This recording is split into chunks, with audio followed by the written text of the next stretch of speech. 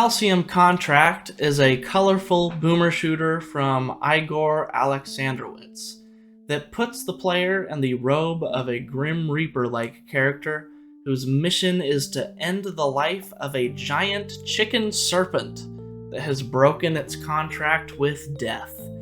This is an objective where the other Grim Reapers in your order have failed.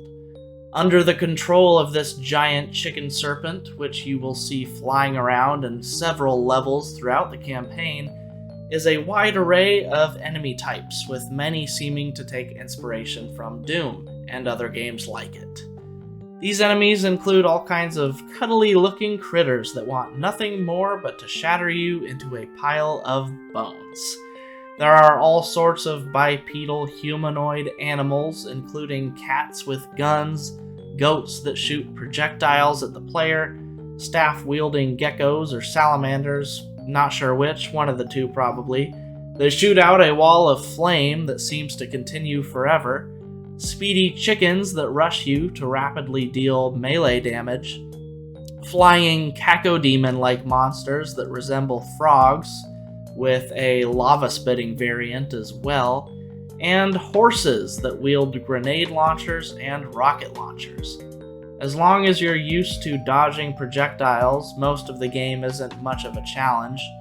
However, as the campaign progresses and more enemy types get mixed into combat encounters, the challenge does ramp up a bit, especially when the rocket-launching horses, cats with snipers off in the distance, and enemies that resurrect their fallen comrades are thrown into the mix. In addition to this, variants of existing enemies will start to show up that launch multiple projectiles as opposed to just one at a time. In order to deal with these threats, we will have access to weapons that fit the roles of pistol, shotgun, minigun, and rocket launcher. We also have a scythe, but I didn't really use this melee option much past the beginning of the first level.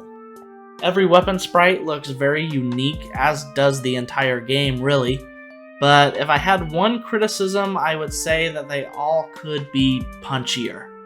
Even though feedback from enemies is good enough to alert the player that they are in fact doing damage, every weapon does sound a bit like a pea shooter, which can get old very quickly, but this might just be subjective.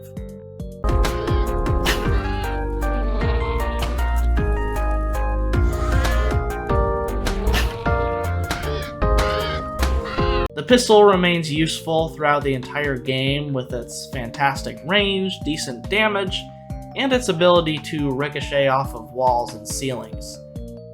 For some reason, I found ricocheting projectiles off of ceilings to be slightly more consistent and useful, and I never really mastered the ricochet ability. The shotgun type weapon is fittingly powerful and functions just as you would expect.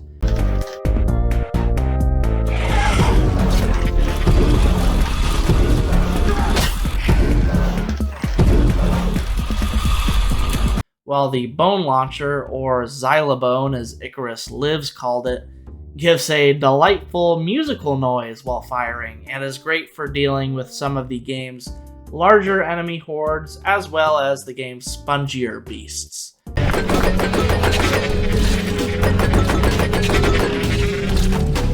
The flaming skulls that you can toss essentially act as Calcium Contract's rocket launcher, but these projectiles move a little slowly for my liking, and due to this fact, it is easy to miss with this weapon, as splash damage isn't that great either. It's definitely better to wait for an enemy to stop moving for you to launch one of these at them. Something interesting about Calcium Contract is that, much like in Herald of Havoc, another boomer shooter that launched not that long ago, every level is begun with just the scythe. Although I don't see why the pistol couldn't have been given to the player at every level start as well, because you typically just have to take a few paces forward to pick it up. But in any case, this forces the player to basically pistol start most of the levels, which I found to be pretty enjoyable since the game is balanced around this, even though I tend to prefer keeping weapons as I progress through these kinds of shooters. As mentioned before, Calcium Contract has a very unique art style that presents a varied color palette with lots of goofy looking enemies. There's also a lot of environmental variety, from sandy tropical maps with palm trees to sewers, castle corridors, factories, cityscapes, snowy mountains, and fiery mountain interiors full of lava. Also, you would be forgiven for thinking that this is a GZ Doom engine game.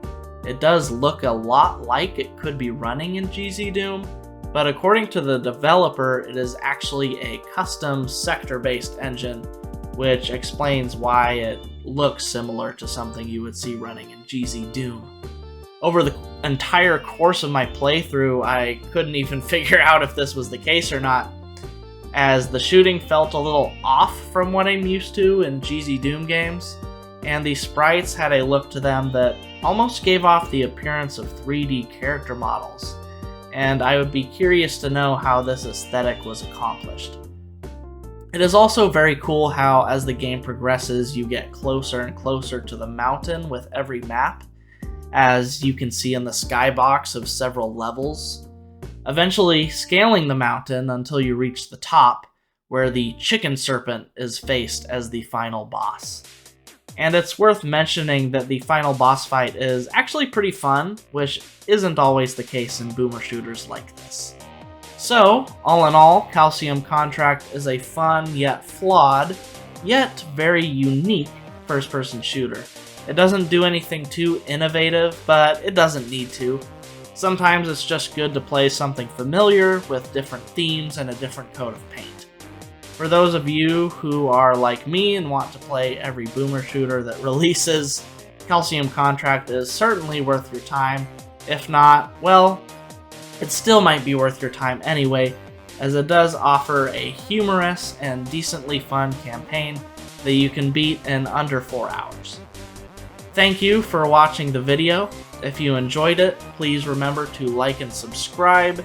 If you didn't, it's totally fine to dislike it. And as always, enjoy the rest of your day.